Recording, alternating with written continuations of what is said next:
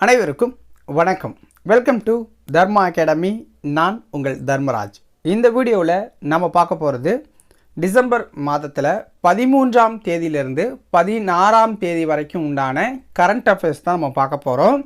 நீங்கள் நம்ம சேனலுக்கு புதுசாக இருந்தால் சேனலை மறக்காமல் சப்ஸ்கிரைப் பண்ணிடுங்க. வீடியோவை முழுமையாக பார்த்துட்டு வீடியோ பிடிச்சிருந்துச்சு அப்படின்னா அந்த லைக் பட்டனை கிளிக் பண்ணிடுங்க. ஓகேவா? வாங்க வீடியோக்குள்ளே போகலாம்.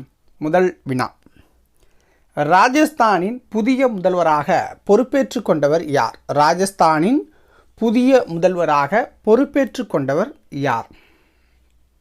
ஆன்சர் பாருங்க, பஜன்லால் சர்மா.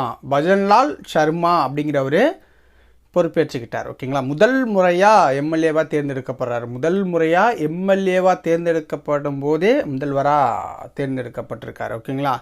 டிசம்பர் 15ஆம் தேதி பதவியேற்பு அப்படிங்கிறது நடந்துச்சு. அதே மாதிரி பார்த்திங்கன்னா 2 துணை முதல்வர்களை நியமிச்சிருக்காங்க. பிரேம்சந்த் பைரவா அப்படிங்கிறவரையும் தியா குமாரி அப்படிங்கிறவங்களையும் நியமிச்சிருக்காங்க துணை முதல்வராக. ஓகேவா? ஸோ இதில் பிரேம்சந்த் பைரவா அப்படிங்கிறவர் ஒரு தாழ்த்தப்பட்ட சமுதாயத்தை சேர்ந்தவராக இருக்கிறாரு. பஜன்லால் சர்மா பிராமண சமூகத்தை சேர்ந்தவர் முதல்வர். ஓகேங்களா? இவர் ஆர்எஸ்எஸில் இருந்தவர்.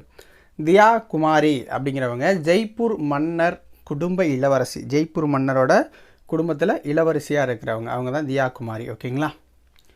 ராஜஸ்தான் மாநில ஆளுநர் யாருன்னா கல்ராஜ் மிஸ்ரா. ராஜஸ்தான் மாநில ஆளுநர் கல்ராஜ் மிஸ்ரா. அடுத்தது, சணல் பொருள்கள் கண்காட்சி எங்கு நடைபெற்றது? சணல் பொருள்கள் கண்காட்சி எங்கு நடைபெற்றது? ஆன்சர் என்ன அப்படின்னா சென்னையில் நடந்துச்சு. தேசிய சணல் வாரியம் கண்காட்சி அப்படிங்கிறது டிசம்பர் 13ஆம் தேதி தொடங்கி டிசம்பர் 19ஆம் தேதி வரைக்கும் நடைபெறுது.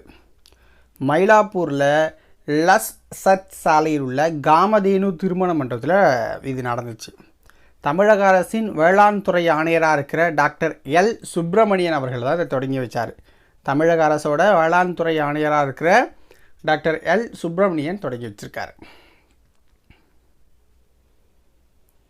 முதலாவது கேலோ இந்தியா பாரா விளையாட்டுப் போட்டிகள் எங்கு நடைபெற்றது? முதலாவது கேலோ இந்தியா பாரா விளையாட்டுப் போட்டிகள் எங்கு நடைபெற்றது? ஆன்சர் என்ன? டெல்லியில் விளையாடுறாங்க. ஓகேங்களா? டெல்லியில் நடந்துச்சு. தமிழகத்தை சேர்ந்த கே ராஜேஷ் அப்படிங்கிறவர் பிளேடு ஓட்டப்பந்தய வீரர். ஸோ அவர் அந்த பிரிவில் 200 மீட்டர் ஓட்டத்தில் தங்கம் அடிச்சிருக்காரு. ஓகேங்களா? இந்திய கோடீஸ்வரர்கள் பட்டியலில் சாவித்திரி ஜிண்டால் எத்தனையாவது இடத்தில் உள்ளார்? இந்திய கோடீஸ்வரர்கள் பட்டியலில் சாவித்திரி ஜிண்டால் எத்தனையாவது இடத்துல இருக்காங்க அப்படின்னா 5வது இடத்துக்கு முன்னேறியிருக்காங்க. ஸோ விப்ரோ நிறுவனத்தின் முன்னாள் தலைவரான அசீம் பிரேம்ஜி அப்படிங்கிறவர் தான் 5வது இடத்துல இருந்தார். ஸோ அவரை இப்போ முந்திட்டு சாவித்திரி ஜிண்டால் வந்திருக்காங்க. ஸோ அசீம் பிரேம்ஜி 6வது இடத்துக்கு வந்துட்டார்.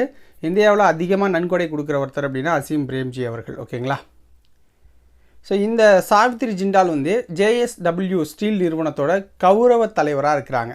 ஜேஎஸ்டபிள்யூ ஸ்டீல் நிறுவனத்தோட கௌரவ தலைவர் தான் சாவித்திரி ஜிண்டால். அவங்களோட சொத்து மதிப்பு $24.6 பில்லியன் அப்படிங்கிறாங்க.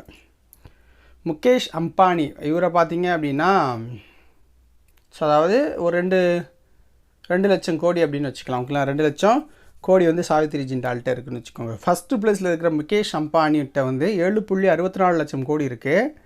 கௌதம் அதானிக்கிட்ட 7 லட்சம் கோடி சொத்துக்கள் இருக்குது. ஓகேங்களா? நம்ம சிவநாடர் 4வது பிளேஸில் இருப்பார். தமிழ்நாடு வாலிபால் லீக் எப்பொழுது தொடங்க உள்ளது? தமிழ்நாடு வாலிபால் லீக் எப்பொழுது தொடங்கப்பட இருக்கு? ஆன்சர் என்ன? ஜனவரி 3, 2024 ஜனவரி 3 தொடங்க போகுது.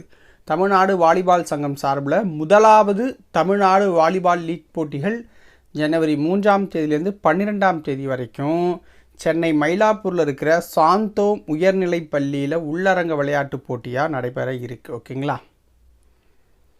இராணுவத்துக்கு மின்னணு வாகனங்கள் கொள்முதல் செய்ய எவ்வளவு கோடி ஒப்பந்தம் போடப்பட்டுள்ளது? இராணுவத்துக்கு மின்னணு பாகங்கள் கொள்முதல் செய்ய எவ்வளவு கோடி ஒப்பந்தம் போடப்பட்டிருக்கு? ஆன்சர் பாருங்கள், 5336. 5336. பாதுகாப்பு அமைச்சகம் தான் இந்த ஒப்பந்தத்தை வந்து போட்டிருக்காங்க. பாதுகாப்பு அமைச்சகத்துக்கும் பாரத் எலக்ட்ரானிக்ஸ் நிறுவனத்துக்கும் போட்டிருக்காங்க. பாரத் எலக்ட்ரானிக்ஸ் வந்து ஒரு பொதுத்துறை நிறுவனம், ஓகேங்களா. ஸோ ரெண்டுக்கும் வந்து இந்த ஒப்பந்தம் வந்து போட்டிருக்காங்க. ஸோ இதோட இந்த 16ஆம் தேதி வரைக்கும் கரண்ட் அஃபேர்ஸ் முடிஞ்சிச்சு. 17ஆம் தேதிக்கு உண்டான கரண்ட் அஃபேர்ஸும் இன்றைக்கே அப்டேட் பண்ணுவோம். ஸோ சேனலை போய் விசிட் பண்ணி பாருங்கள் மக்களே.